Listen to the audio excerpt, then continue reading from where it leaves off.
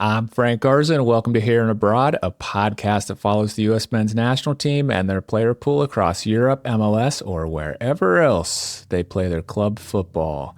On today's show, we're going to dig into three different USMNT topics: which players have the most to gain and lose from the MLS playoffs, who has impressed and disappointed the most in Europe so far, and Poch's center back depth chart. To help me do that, I've invited Larry Henry Jr. to join the show. Larry is the managing editor for SBI Soccer and live reporter at The Athletic. So, Larry, the MLS playoffs are all set. We have the wild card matches kicking off on Wednesday night. Let's talk about the playoffs and how they could impact some U.S. players. First off, which player do you think has the most to gain from their club making the playoffs, or potentially making a deep run in the playoffs? Yeah, first off, Frank, good to be back with you as always. MLS playoffs should be exciting, man. There's a lot of different storylines right now in terms of just MLS, but like you said, also with the U.S. national team player pool. Two guys I'm looking at based off of their recent performances just in camp, but also could potentially make a deep run. First would be Alex Freeman with Orlando City. Obviously, with them being in the wild card match, that playoff run could technically be over by next week, or it could continue on with a trip to the Philadelphia Union in the first round. I think Alex Freeman right now has done a really good job of putting himself in the picture and bringing himself back into the fold for some camps. Serginho Dest injury kind of worries during the first half of the European season has helped with that. But I think Freeman has done a good job. He's had a really good season for Orlando City, 6 goals and 3 assists in over 2,400 minutes during the regular season. He's been a key player for them and still at a very young age. So I think he has a bright future. Another player I'm going to add into the mix is Christian Roldan. He had a really good October window in terms of being impactful in the victory over Australia with the assists that he had. He's had 1 goal and 9 assists in over 2,600 minutes for the Seattle Sounders during the regular season. And I think has just continued to be a key player for them this season. He's a veteran midfielder, and I think with the amount of midfielders that are in the pool right now and guys that are maybe coming back into form a little bit elsewhere, I think a deep playoff run for Seattle and a good playoff window for Roldan could definitely help him in terms of being potentially in the November window, but also carrying that form into the new year. Yeah, he's a player that seems to be, his stock is going up, in this last month, with the last 2 camps. And so if he just continues to go out there, play big and big games, these playoff matches, win or go home type of games, you can think he can only cement himself, and Alex Freeman, I agree with you on that one as well. I'm just amazed at how I was thinking of him. If we go back to the Gold Cup, you were thinking, okay, is this guy, he's on the fringes, is Poch seriously considering this guy? I don't think there's hardly any doubt right now that he makes a World Cup roster. I know we still have a long time to go and things can happen, but he just seems so firmly entrenched as one of the backup outside backs, or a guy that could start if there was certain injuries. And so his rise has just kind of blown me away. So I think good picks there. 2 guys I picked out: Sebastian Berhalter, number 1.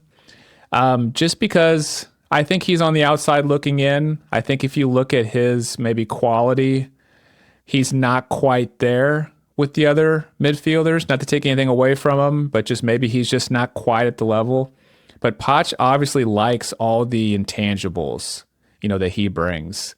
And I think he would love, an excuse to bring Berhalter into this team. I think Poch wants a player like Berhalter into this team. And so Berhalter's been playing well. If he can go on a run, because Vancouver is a team that could go all the way to MLS Cup. If they can go on a run, he's scoring big goals and whatnot. That's the only way I see him kind of getting back in the team in the immediate future. is just having just an amazing. He's just going to have to just not just do well in MLS, but just absolutely blow it out of the water. And the playoffs should give him an opportunity to do that. And then Matt Freese as well, even though I think he's kind of firmly the number one right now, really what I don't know really made him stand out, in my opinion at least, was that penalty shootout in the Gold Cup, where he had all of those saves. And you think about the MLS playoffs, especially the first round, where there's no extra time, everything. There's no draws. Everything goes straight to penalty kicks, right? If they're tied at the end of regulation, and so a lot of times you see these three, these best of three first round matches where like two of the games go to penalty kicks, or all three games go to penalty kicks, and so he's going to have the opportunity to have some real heroics and win, a playoff match if he can do good in the penalty kicks as well, and just more firmly cement himself as, man, in a big game, if you need a goalkeeper to stop a penalty kick, he's like the guy. And so I see him just having a big opportunity as well. What do you think about those two? You interested in watching them? Yeah, I mean, I think like you said with Matt Freese, I think he's kind of almost solidified his spot for the number one role. I don't think he's really hurt his chances over the last few months. But you never know. I mean, obviously, injuries I think could always be an issue with, getting players out of the mix and then getting some players that maybe weren't there, like a Matt Turner or some others in the mix for in 2026. I do think Berhalter's a good shout out. He's definitely had a really good season, and I think been one of the key players for Vancouver, who has just had a good season, and I think they've taken that to a next level now with Thomas Mueller coming into the mix. So an MLS Cup, I mean, is definitely within reach for them this season. I know they have FC Dallas in that first round, and that's a team who beat them on decision day to really pad their stock. But Berhalter is definitely a rising player in my eyes, and I think a good playoff run for him. Similar to Roldan in a way where these are two guys that maybe, aren't the first names you think of when you list USMNT midfielders, but they're definitely guys that I think are on the bubble right now of potentially maybe being in that World Cup roster if they continue this production into the playoffs, but then also having a really good start to 2026 as well. Okay, let's talk about the players whose club didn't make the playoffs, because, I mean, these are players, their season is over. They're not going to play another match until February, March. I don't know when the exact start of the MLS season is, but they're not even going to be playing matches, for a long time. So which player do you think has the most to lose because their club didn't make the playoffs? Yeah, one guy had, and this kind of maybe goes with the Matt Freese, selection as well, is Zach Steffen. I think that kind of that role for the number one goalkeeper spot seems to be, almost Matt Freese at this point.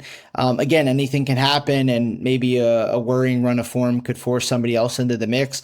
I don't think the number two spot is guaranteed right now, and I definitely don't think the number three spot is guaranteed right now in terms of the goalkeepers. I know Zach Steffen was, brought back into the mix earlier this year and had to withdraw due to a knee injury.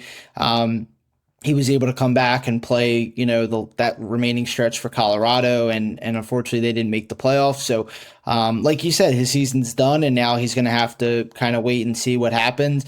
Maybe he gets into the November squad as a backup goalkeeper, but I think the odds are maybe against him right now. So for him, and like a lot of these other guys that we've, that we're going to mention, that's it for them. And they have to wait till 2026, which is, a little worrying if you want to be part of that World Cup squad. So I think Zach Steffen is one guy. And then another guy guy I had is kind of a wild card at this point is Jorge Mihailovic with Toronto FC. I know he hasn't really been in the mix under Pochettino, but I think he's definitely a midfielder who has had really good stats this season. He had 9 goals and 7 assists with Colorado before being traded to Toronto FC. He has 4 goals and 4 assists there. So he had double-digit goals and assists this season. I think he's still a creative player, and I'm sure has had maybe some better numbers than some other midfielders that have been on the bubble. But I think he's a reach, but you never know. Again, with fitness, with form, with injuries, I think he's definitely a player who maybe hasn't had tons of consistent chances with the national team. He's been in and out of the mix, but maybe not more consistently as some others. Yeah, the first 2 guys that popped in my mind when I thought of this question are the goalkeepers. Zach Steffen, who you mentioned, but also Matt Turner. I mean, from the time the guys played their last MLS season match to when the USMNT's friendly against Paraguay is going to be, there's 4 weeks. It's going to be 4 weeks between those two matches. And so are you even going to bring in somebody to camp that hasn't played a match for 4 weeks, knowing that, due to an injury or something like that, one of those guys could have to start? I mean, I don't see, we'll talk about Zach Steffen. I don't know how he gets back in the team, before the World Cup, to be honest with you. Maybe in January camp, he'll get his last shot, but he's certainly not going to make it in November if he didn't make it into October, and now he's going to go 4 weeks without playing a match. But even Matt Turner, I just can't see how you would bring Matt Turner into this camp if he's not going to be match sharp. Do you think there's any chance that Turner makes it into November? I think there's a chance just because he's a professional player. He's probably still going to stay in shape, continue training, and so forth. I'm not sure. I'm wondering if maybe there's some early conversations between him and some other players that aren't in the MLS Cup playoffs and Pochettino and his staff, just to say hey, here's a training regimen. Here's what you can do. We never kind of maybe know what goes on behind the scenes. So, those talks could happen. And I think Matt Turner's been around long enough now that he could, still stay in shape, still train, still get himself involved, at the Revolution training facility to be part of that November squad. Whether or not he plays in that window remains to be seen. It seems like Matt Freese is continuing to get all the minutes right now, ahead of 2026, but you never know. I think if I was Pochettino, I'm probably picking guys that are playing, to your point. So, but you never know. And like I said, Turner's been, out of these guys that have been in the squad, Turner's, probably the most veteran goalkeeper, the oldest. So he probably knows what it takes to just kind of stay in shape during that spell, like you said, that 4 weeks. Yeah. You got Roman Celentano from FC Cincinnati, who's going to be in the playoffs and who is in the playoffs, and most likely they're going to make a deep run. He's been brought into some camps already under Poch. I wonder if he gets another opportunity. There's Chris Brady, who his season could end on Wednesday, right, with Chicago if they don't win their wild card. But he's another guy that if they win and make it to the next round, he's a guy that'll be, match fit and match sharp. So we'll see. It's going to be interesting to see how he handles these MLS players that, if their seasons are done, if he brings any of them into camp. Okay, let's transition over to Europe, because it's hard to believe, because it seems like the European season just started. But when I was looking at the number of matches played in all the leagues, we're pretty near the quarter mark already in a number of the leagues. And so wanted to get your thought, quarter of the way through the European season, who's the U.S. international that has impressed you the most? And we're going to remove Christian Pulisic from the conversation, because I feel like he's it's always easy to choose him. And so let's force ourselves to pick someone else. Who stands out for you? Yeah, I actually had a list of three. So the third and second option, I'll kind of make it quick. But the third option I had was Tanner Tessman. I think he's really enjoyed a large role for Lyon during the opening stages of the season. He's racked up a good amount of minutes so far. He scored 2 goals, including a winner in Europa League play. He also scored in the domestic schedule in France.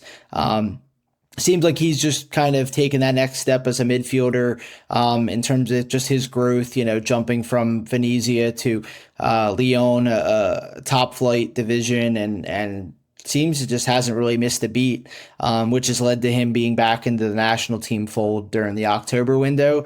Another name I want to shout out, we haven't really seen him tons with the national team, but is George Campbell with West Brom in the EFL Championship. He made the move from CF Montreal and jumped right into the plans. At West Brom, he started 9 of his 10 appearances under Ryan Mason, the new manager. He can play center back. He's played center back minutes this season, but he's kind of shifted over into a right back role in recent weeks. He's a guy I think that could potentially maybe fight for that fifth center back spot with the national team over the next few months. He's definitely playing regularly and brings a little bit more versatility maybe than some others. And then the number one guy that's not Christian Pulisic, I would say, is Haji Wright. I know you're probably. I knew it. I knew you're probably smirking inside as well. Because why wouldn't Larry pick Haji Wright? But that's right. I can't see a reason not. He had a tough summer, right, with the national team. He scored a goal, then he has the Achilles injury. He misses the rest of the Gold Cup. He kind of gets a delayed preseason with Coventry City, but he comes back in. He's back in form. He's scoring goals. He leads the championship in goals with 8. Coventry City's flying right now under Frank Lampard. He comes back into the national team fold. He scores 2 really good goals against Australia, which was awesome to see. Great for his confidence. Just showing what he's been able to do in the championship. And Frank Lampard even said that last Friday ahead of the weekend match, that he knew that a fit Haji Wright scoring goals would be back with the national team. And he was proud to see him score goals and represent the club. And so it was awesome to see. It was great for Haji Wright. I know he's kind of dried up maybe a little bit since the national team window. I know he didn't score over the weekend, but I think he's definitely going to be among those players maybe for 20 goals this season with 8 already, and we're only in the middle of October. So he's definitely done well, and I think he's really padded his stock with the national team, him and Folarin Balogun for that number 9 role. So awesome to see. But Christian Pulisic, I think, has to be number 1, but a nice 1A, I think, would be Haji Wright. Yeah, I hear you. You were right, man. You told me when we were doing the preview show for the October window to watch out for Haji Wright. He was one of the players you were going to be keeping your closest eye on. And he got the start in the second match, scored 2 goals, and they were amazing goals. And so that was good to see. I mean, it was. I had doubted whether Poch really rated him that high, despite all the goals he's been scoring at Coventry. And then I just hadn't seen a good performance from him in a USMNT jersey for a while. But it was awesome to see him come in and translate the success he's been having at club, to country and have an amazing game. And he really took advantage of the opportunity that Poch gave him. The one player I'll add, besides the ones that you mentioned, is Tyler Adams. And I'm just impressed that, number one, he's been healthy, this year. He plays week in, week out. Seems like he goes 90 minutes every week. He's like central to the success of that Bournemouth team. And I can't throw out I don't have the stats to throw out at you, but I'm just like, his consistency this season and how he's just stayed healthy and been part of a team in the Premier League that's doing well and a very important player to them. I mean, I think I'm super happy with what we've seen from him so far this season. Okay, let's transition to the players that have disappointed us the most through the first quarter of the European season. Who's on your list? Yeah, I had a 1A, 1B for this. First, I think would be Damian Downs. He's had a really quiet start to his life, his new chapter now at Southampton. He made the move from Cologne to Southampton over the summer, which to me was kind of a head scratcher because he helped Cologne get promotion back to the Bundesliga. He scored double digit goals as a young player, which I think is an awesome achievement. And he makes the move to Southampton, who had gotten relegated, from the Premier League, and basically is kind of an unknown maybe quantity at that point. So far, he's made 5 appearances. He has 1 assist, which was kind of I guess what is that, a block shot assist that led to a goal. So he really hasn't done too much at Southampton. He's played less than 200 minutes. He's been kind of in and out of the squad due to some slight injuries. But I think it's definitely hurting his chances to be with the national team. He's not scoring. He like I said, had that kind of block shot assist. Southampton's kind of in a worrying spot right now under Will Still. It sounds like the pressure's getting to him from the fans. I know they lost again today to Bristol City, so that doesn't help. And I think Downs obviously is a young player. He still has a very bright future, but it was kind of a head scratcher to me to go from the Bundesliga to the EFL Championship just when you've played a large role for the club that you just helped, to a team where, Southampton wants to get back to the Premier League. They're going to bring in, former Premier League talent, guys that have been used to that league, just in comparison to someone like Downs, who is making the move from a different country. So he's definitely disappointed. And then another guy, I guess, in terms of goal contributions is Brendan Aronson. No goals, no assists, and 9 appearances for Leeds United. We know Brendan Aronson is a hard-working midfielder. He's going to work hard. He's going to press. He's going to pester you. But at some point, the goals and assists have to come. And I think, we've seen that, maybe from the Leeds fan base and some pundits overseas about Aronson. I thought he had a good season for Leeds last year. Maybe could have had even more goal contributions before the end of it, but Daniel Farke stayed with him this season, but it seems like things aren't going the way that Aronson and Farke would have hoped for. Still think he'll be maybe in the mix for 2026 for the World Cup, because we know what he's capable of off the ball as a pressing midfielder, but at some point you're going to need him to deliver some chances, and unfortunately he didn't really do that over the October window. He had a good chance that was denied after Diego Luna had the shot, but I think especially too, if Leeds get pushed into the relegation picture, I think pressure is going to grow even more if Aronson doesn't come up with some goal contributions there. Yeah, he was one I was thinking about. Aronson, he's one I was kind of on the fence with. On one hand, he seems to have got himself into the starting lineup. I mean, I think he's starting most of their matches now, getting a lot of minutes. So the fact that he's worked his way into the starting lineup of a Premier League team is good, but you're right, he's not getting much production yet. And then to your point about Damian Downs, he's a player I used to at the beginning of the season. I was keeping an eye on him every week. I'd just kind of check into their matches to see how many minutes he played, if he had gotten any goals or assists. And I kind of forgot about him until you just mentioned him there. That's how kind of off the radar he's kind of fallen, in my mind. I'll add 3 to the list. Yunus Musa and Gio Reyna, 2 players that have gone to new clubs and haven't really established themselves yet. Yunus Musa's hardly playing with Atalanta, hasn't been called into the last couple U.S. camps. I don't see that changing, for November, based on what we're seeing so far. And then Gio Reyna still hasn't been able to stay healthy and get himself into the regular starting lineup for Gladbach. But then another one I'll mention, and it pains me to say this, is Ricardo Pepi.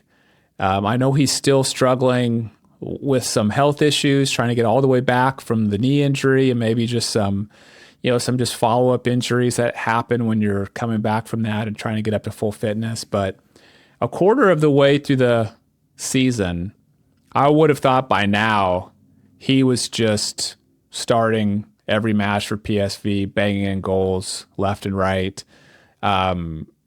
I know these are high expectations, but I expected him to be like near the top of the Golden Boot, near the top of the Golden Boot race, in the Eredivisie, and he's still struggling to get back fully fit and to get into the starting lineup, and so his progress has been a little slower this season than I thought it would be, and now I'm questioning if he has any chance of making it into the November camp, because we're running out of time here.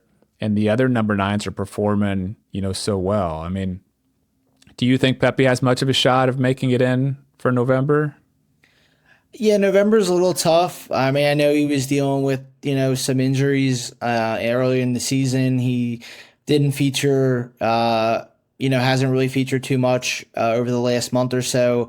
I still think maybe there's a chance if he's able to pick up some goals over the next 2 weeks, but it's very slim chances, I think. I think for 2026, he's still definitely in the mix for sure to be a striker in the mix with Balogun and Haji Wright, and potentially who else could be there, Josh Sargent or Patrick Ajiman. But the timetable for November might be a little bit too close for Ricardo Pepi. That doesn't mean his window is shut, but that just means he's going to have to definitely pick it up over December, January, February before the first window of 2026 in March. Yeah. Yeah, I still think he's going to make it into the World Cup squad. It's just, I thought he'd be farther along right now, and I think he may have to wait until 2026, to come into the next, U.S. camp. We'll see. Okay. You mentioned I heard you say 2 weeks there. Score a couple of goals score some goals in the next 2 weeks. We're only 2 weeks from hearing what this November roster is going to look like. We're expecting Poch to announce that in the next 2 weeks' time. I think it'll be that first week in November. So I'm already starting to think about who's in, who's out, who's going to make that roster, and I want to get your opinion on the center backs. Okay, so he's been bringing in 5 center backs to camp. I'm going to assume Chris Richards, Tim Murray, Mark McKenzie, and Miles Robinson are going to be there because all 4 of those saw a lot of playing time in the October window. Cameron Carter-Vickers was the 5th. He didn't get any minutes in October. And so I'm wondering who this 5th center back is most likely to be. Who do you think it's most likely to be? Yeah, it's tough right now just to determine it. I think Carter Vickers is definitely in the mix because obviously he's playing week in and week out for Celtic. I know the results for them haven't gone to plan, and they're not running away with the Scottish Premiership right now like they normally are by October. I still think he's in the mix. I still think it's going to come down to him and the guy I mentioned earlier, which is maybe a George Campbell. I really think that George Campbell has done well to adjust to the EFL Championship. He hasn't made too many mistakes. I've seen a lot of great feedback on Twitter from the West Brom fans about his performances. Ryan Mason has definitely trusted him from the get-go. So I think, and like I said, he adds a little bit more versatility where he can maybe even shift out as like a right back or even like a right-sided kind of center back on a back 3, which we know Pochettino likes to play. He's played that over the last few matches. So I think it's going to come down to Carter Vickers and George Campbell. 2 other names that maybe get tossed in the mix. Maybe not for November, but still long term is Austin Trusty. His situation is tough right now because he was out for a bit. I know he hasn't featured all that much for Celtic because of the injuries and I guess just overall, getting back to form. But I still think he's definitely, I would say, a top 8 center back option for the national team when he's healthy. And then the other guy would be Tristan Blackman, just because we've seen him In the past, we saw him, I believe it was at the September, during the September window, and he's had a really good season. Blackman has. So I think a deep playoff run could pad his stock for 2026. We'll see what happens with the MLS Cup playoffs, but I definitely think he's another center back for sure. That's the top 8 option at this point for center backs. Yeah. Yeah, Blackman's been hurt, but I think I'm hearing there's a chance he could return, in the playoffs. And if he does, it'll certainly be, he's another player that has a lot to gain, from Vancouver making a long playoff run. And, but I agree with you. George Campbell is the guy I'd like to see. George Campbell's the guy I'd like to see brought in. And Poch did bring him into January camp. And I believe he started the first match of that January camp.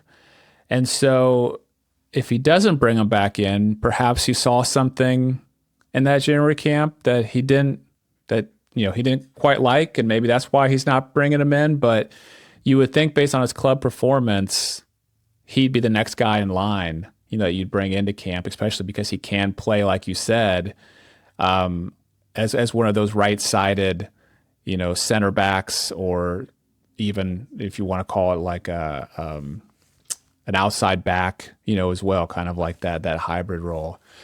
And then the one other thing I'll say is if they don't bring in George Campbell, I think that I'd like to see Joe Scally be brought back in as like that right-sided center back in a back three, that maybe like helps in the build-up when they have the ball, and then like drops back more defensively, kind of like Miles Robinson did for the U.S. men's national team in the October window.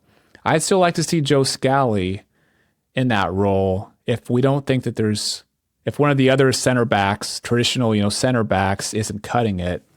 I'd like to see Joe Scally be given another opportunity there, but clearly he's kind of in Poch's doghouse at the moment. But Poch has also shown he'll give second chances, to people, and so we'll see.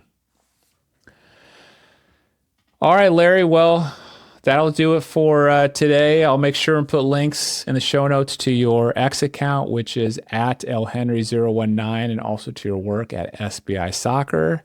Thank you so much for coming on the show today. Thanks a lot, Frank. Appreciate it.